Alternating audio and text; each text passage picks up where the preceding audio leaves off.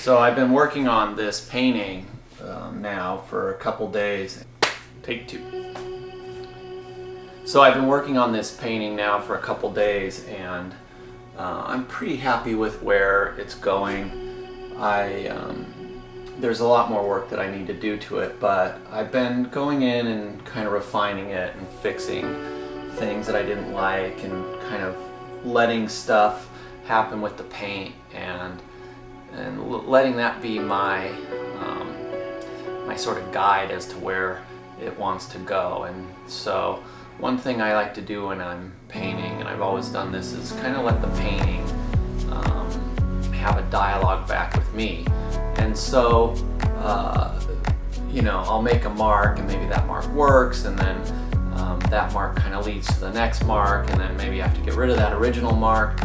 But I let the painting kind of help me figure out which way I want to go with it.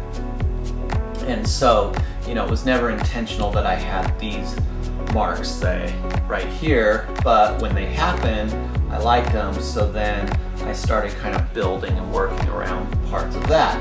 Then those marks, you know, maybe I needed to change something up here because those didn't work together. And so I let the painting kind of go back and forth with my idea of it and where it wants to go.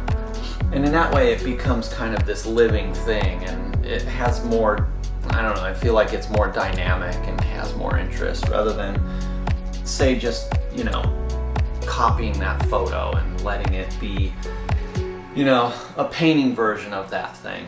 That's not at all what I want when I work. I'm really just using these photos as reference for a starting point to then take that subject and transform it again after being there and taking the photo and letting the photo be its own thing, transforming it again into its own thing with a painting. So,